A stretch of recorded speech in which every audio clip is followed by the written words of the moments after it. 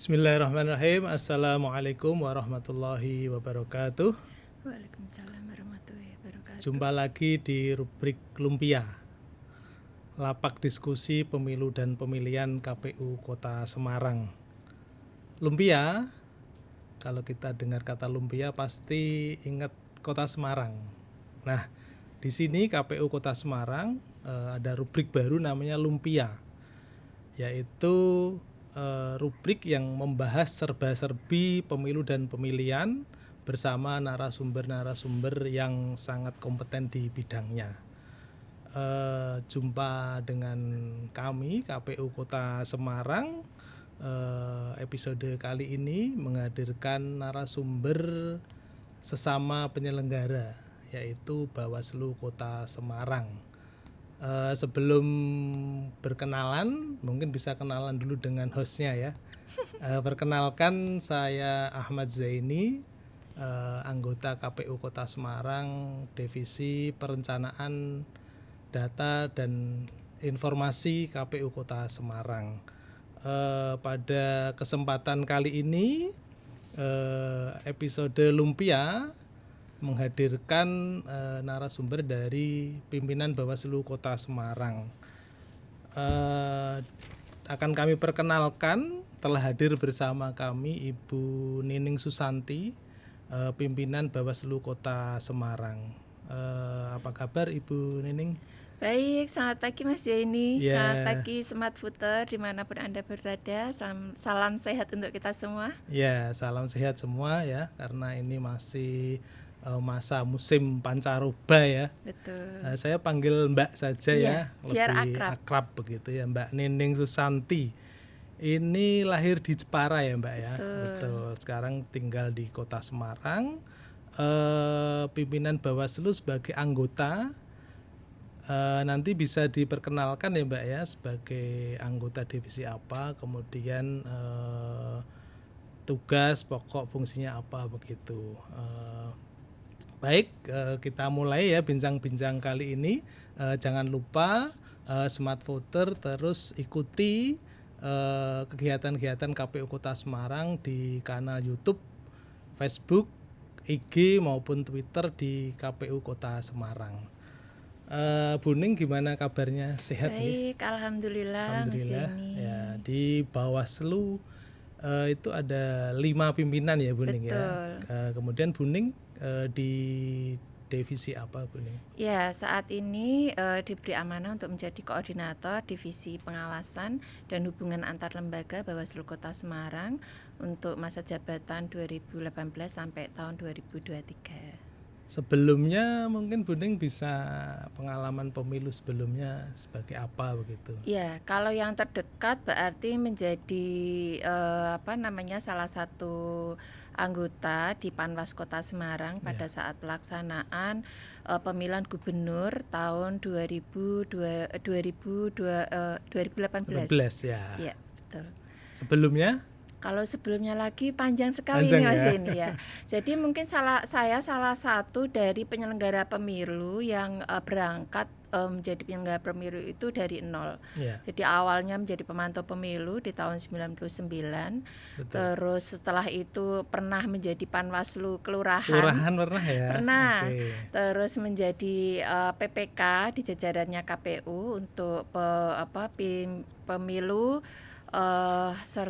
pemilu tahun 2012 ya, dan pemilu presiden tahun 2013 sampai 2014.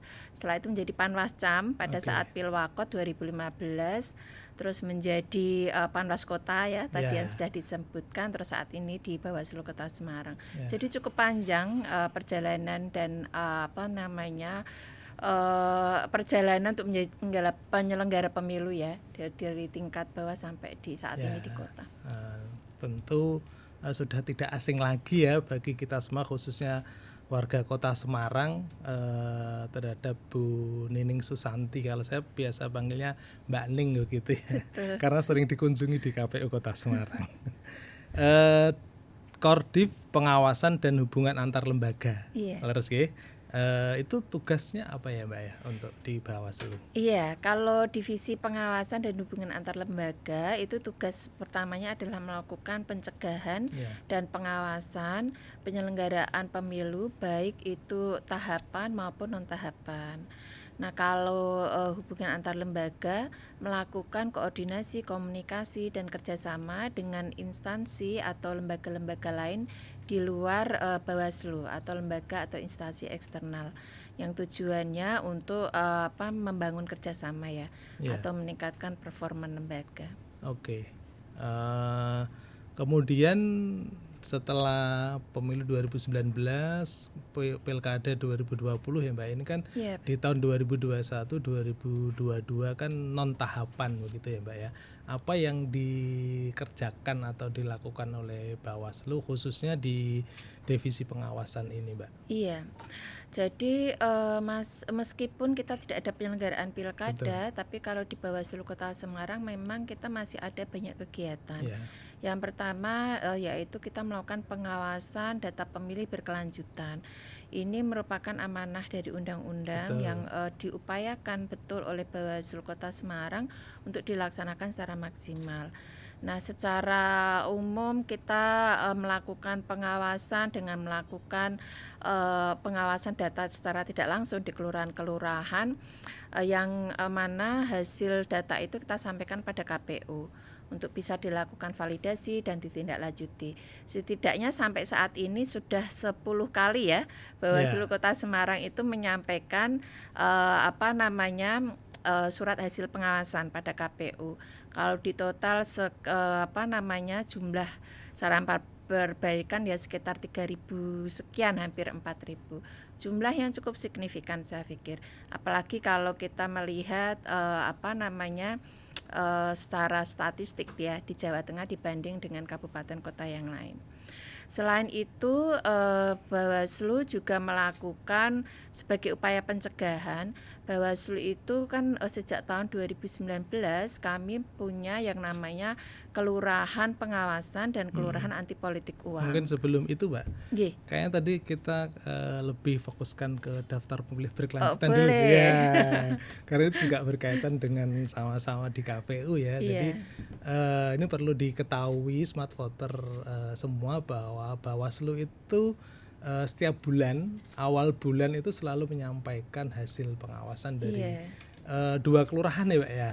Minimal 2 kelurahan ya, dan ini juga sangat bagus dan juga sangat membantu KPU dalam menghimpun ya Pak ya, menghimpun data pemilih, karena memang KPU di non tahapan khususnya di tahun 2021 sesuai edaran bahwa berkewajiban untuk melaksanakan pemutakhiran daftar pemilih berkelanjutan, di mana setiap bulan itu KPU berkoordinasi dengan pihak-pihak lain ya, pihak terkait seperti Bawaslu, Dinas Kependudukan, kemudian Polri, kemudian TNI atau Kodim, juga dengan Dinas Pendidikan, Kementerian Agama dan dinas-dinas lain dalam rangka pemutakhiran daftar pemilih berkelanjutan,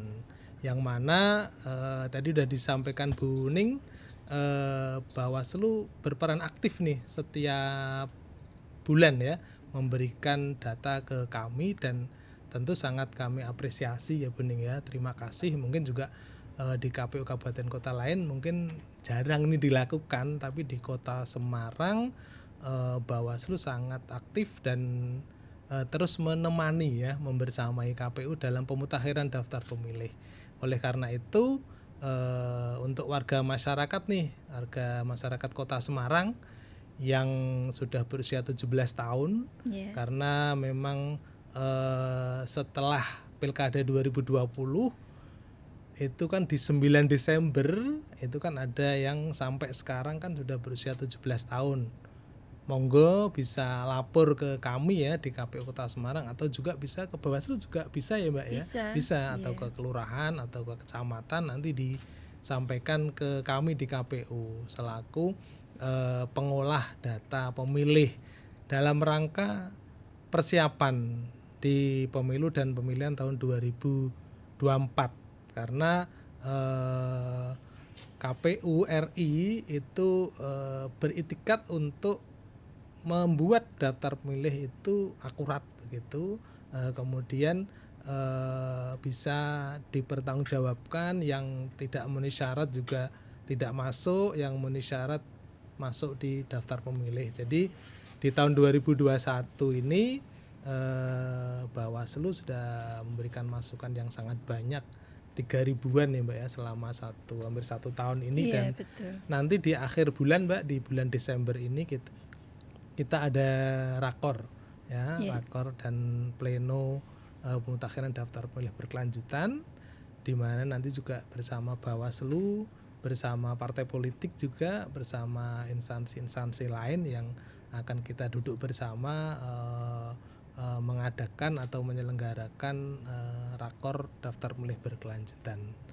Yang kaitan dengan daftar pemilih berkelanjutan mungkin ada masukan-masukan begitu, Guning, untuk kita. Iya, mungkin seperti yang pernah kita diskusikan sebelumnya ya.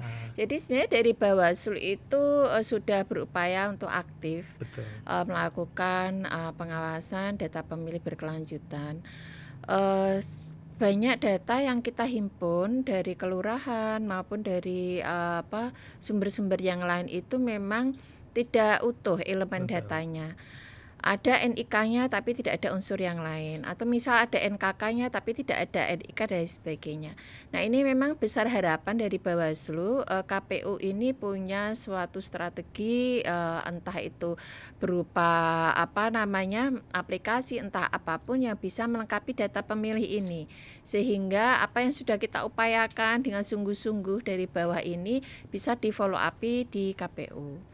Sebenarnya seperti itu. Kalau kita saat ini mengharapkan banyaknya masukan dari masyarakat, memang masih agak jauh ya.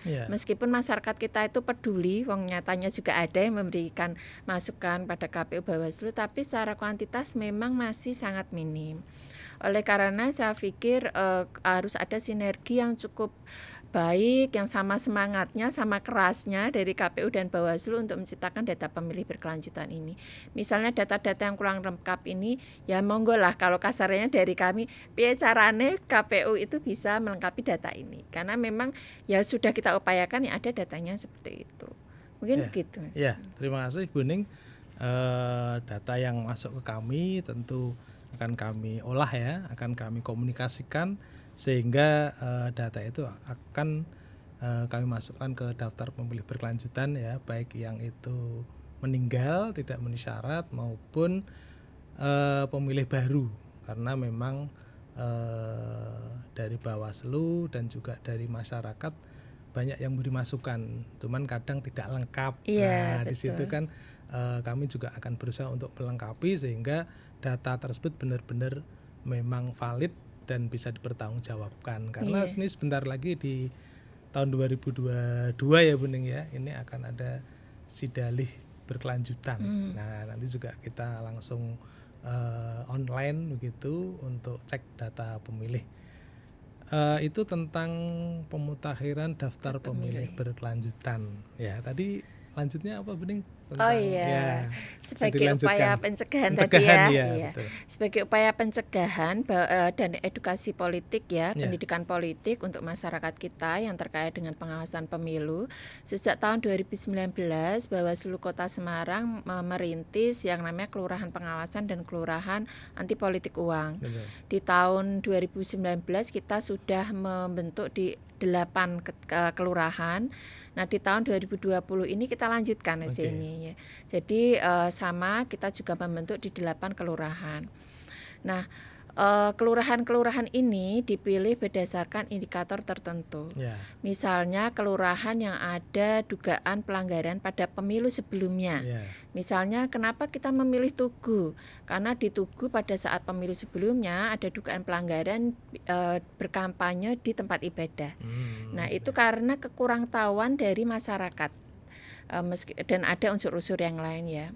Nah sehingga dengan adanya kejadian itu, ini salah satu yang kita ambil untuk menjadi salah satu kelurahan pengawasan kita. Ada juga kelurahan-kelurahan yang diambil karena dia memang berbatasan dengan kabupaten kota yang lain. Misalnya seperti Podorejo, dia kan berbatasan dengan Kabupaten Kendal. Nah, ini pojoknya Kota Semarang, jarang didatangi, jarang banyak yang berkegiatan di sana. Padahal ini masuk di geografis kita, wilayah kerja kita, dengan kultur masyarakatnya yang agak berbeda dengan masyarakat di tengah kota ya. Kulturnya masih agak pedesaan, terus banyak pekerja informal dan lain sebagainya. Nah ini juga bagian yang kita rangkul, kita sapa untuk kita ajak bersama-sama berkegiatan membentuk kelurahan pengawasan. Ada juga kelurahan yang kita jadikan untuk pilot project kelurahan anti politik uang. Misalnya kenapa di Gajah Mungkur? Kenapa? Karena pada pemilu 2019 ada dugaan pelanggaran anti politik uang yang terjadi di sana. Sehingga pada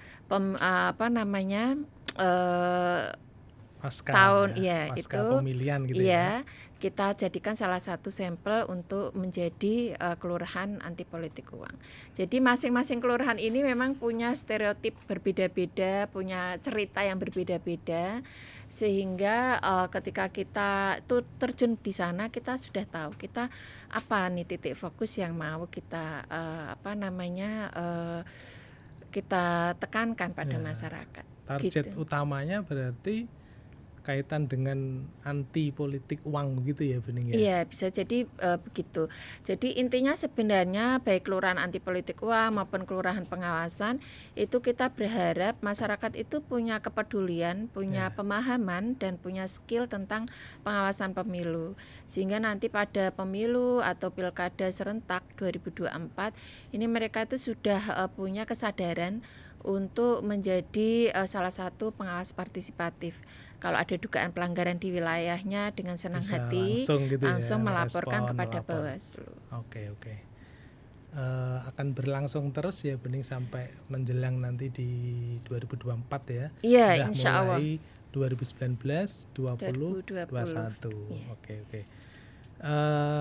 Sangat bagus ya dan perlu didukung sepertinya begitu. Nanti bisa kerjasama dengan KPU mungkin. Boleh. Di kegiatan-kegiatan sosialisasi. Kita kan juga ada sosialisasi di kelurahan-kelurahan begitu.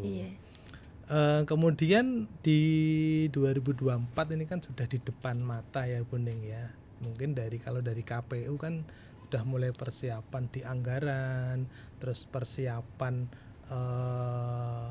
bintek begitu kaitan dengan pemilu 2024. Kalau di Bawaslu sendiri gimana Bening? Iya, kalau kami saat ini memang kalau di anggaran sama ya. Kita sudah melakukan perencanaan anggaran untuk pemilu 2024. Nah, kalau saat ini memang kalau bintek-bintek belum. Kami lebih fokus membahas menggarap segmen anak muda. Kalau kelurahan anti politik uang, kelurahan pengawasan ini kan segmennya masyarakat umum ya. Kalau segmen anak muda ini kami beri label sekolah pengawas partisipatif atau sekolah kader pengawas partisipatif atau SKPP ya.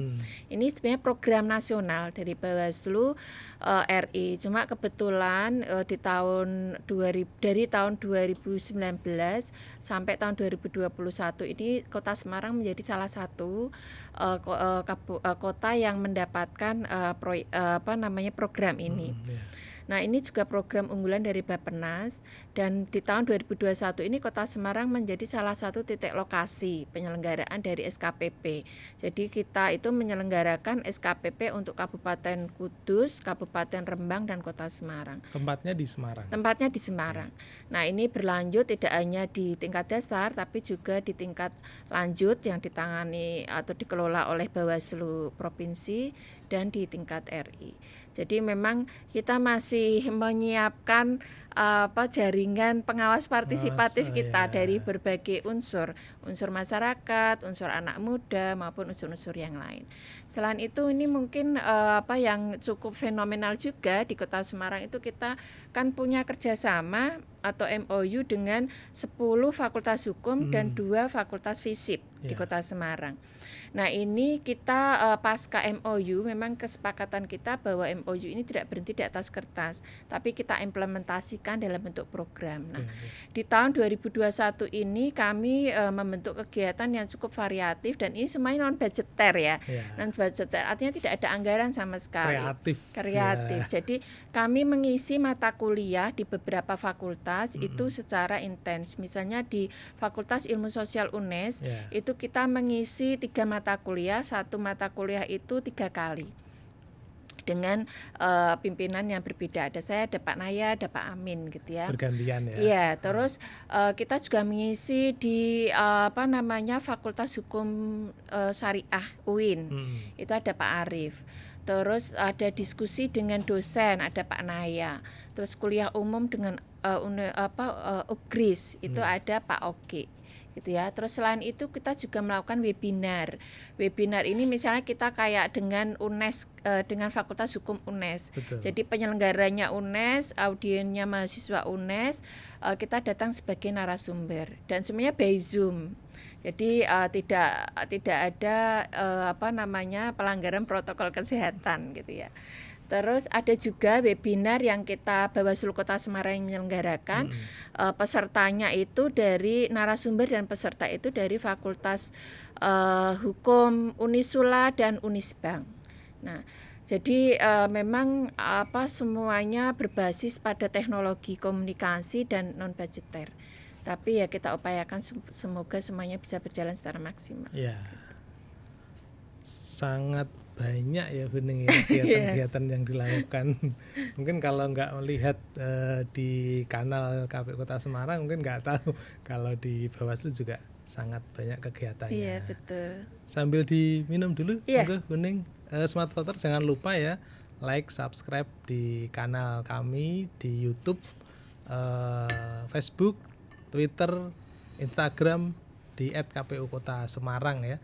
Jangan lupa terus pantau kegiatan-kegiatan KPU Kota Semarang. Bening.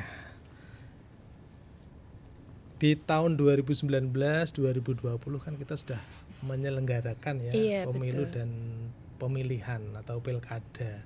Mungkin ada evaluasi flashback untuk persiapan ke 2024 itu apa yang bisa dibawa, diramu kembali begitu sehingga lebih baik begitu Bening.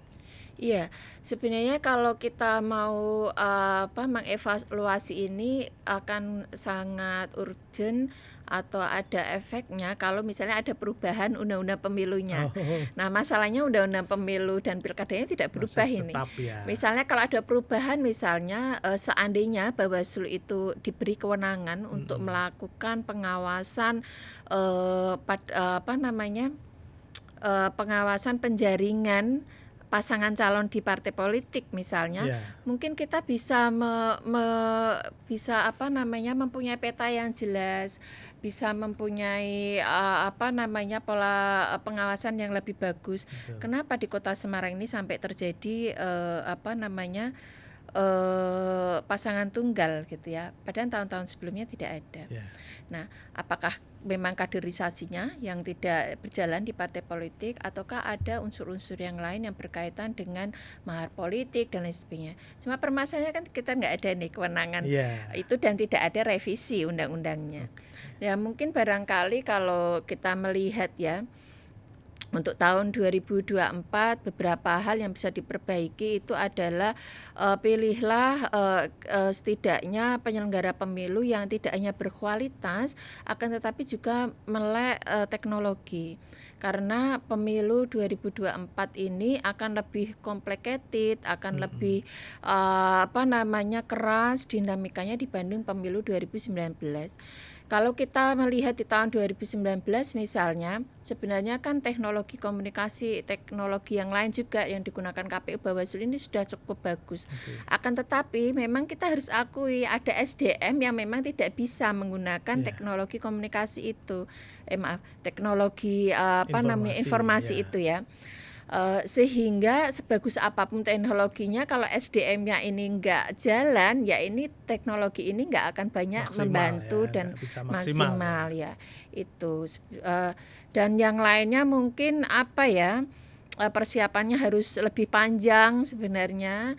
Dan ada sebenarnya beberapa tipe pemilih rentan yang belum terlalu diberi porsi yang cukup di pemilu serentak 2019. Misalnya teman-teman disabilitas, itu keterlibatannya masih sangat minim, baik sebagai penyelenggara maupun sebagai pemilih maupun sebagai pengawas partisipatif ya kalau dalam konteks Bawaslu. Sebenarnya mungkin kayak Bawaslu itu sudah cukup beberapa kali menyapa dan sebagainya. Akan tetapi karena keterbatasan anggaran dan sebagainya, keterbatasan jangkauan segmen ini kan sebenarnya luas. Akan tetapi kita belum bisa menjangkau semuanya. Misalnya seperti teman-teman disabilitas itu ketika webinar dengan Bawaslu ya, itu memberikan banyak masukan ketika misalnya template itu hanya ada kan untuk gubernur hanya satu template ya, sementara untuk yang lain tidak ada. Lah ini bagaimana mereka akan teman-teman pemilih yang tidak melihat ya, betul. Yang ada keterbatasan ya dengan ininya, dengan penglihatannya ini akan bisa memilih gitu. Jadi memang ini beberapa hal yang perlu diperbaiki bersama, baik dari Bawaslu maupun dari KPU ya, terutama karena unsur-unsur seperti itu kan di KPU. Misalnya dilibatkan teman-teman disabilitas, diajak berbicara lah terkait dengan bintek-bintek di tingkat KPPS, di tingkat PPK. Karena ada juga masukan dari teman-teman disabilitas itu, ketika ada warganya yang disabilitas, justru KPPS-nya itu malu sehingga tidak mau mendata. Nah, hal-hal seperti itu kan juga menjadi catatan bersama. Kan hak kita sama ya, one man one vote untuk semua warga negara. Mungkin beberapa itu sih yang ini bisa disampaikan. Ya, karena undang-undangnya tidak berubah ya Bu Ning, maka kita karena sudah berbekal pengalaman 2019 dan 2020, harapannya sudah lebih matang ya, dan di 2024 sudah akan start lebih awal dan lebih memahami begitu. Dan antara KPU dan Bawaslu yang disampaikan Bu Ning tadi tentu menjadi tugas kita bersama, bagaimana melibatkan disabilitas, baik itu di penyelenggara. Sebenarnya di penyelenggara juga terbuka ya, selama memenuhi syarat mungkin juga bisa. Kemudian juga sebagai pemilih di lapangan tidak diperhatikan begitu ya Bu Ning, nanti di 2024 ya kita bersama-sama untuk mewujudkan itu. Kemudian kalau di Bawaslu mungkin sudah berkoordinasi dengan pihak-pihak lain begitu, disabilitas sudah berkomunikasi ya Bu Ning ya. Selain itu mungkin dengan instansi lain begitu kaitan dengan 2024 persiapan. Iya, jadi kalau di Bawaslu itu seperti yang kita sampaikan tadi ya, saat ini konsentrasi kita memang masih pada melakukan edukasi politik ya, kepada seluruh segmen masyarakat untuk terlibat di pengawasan partisipatif.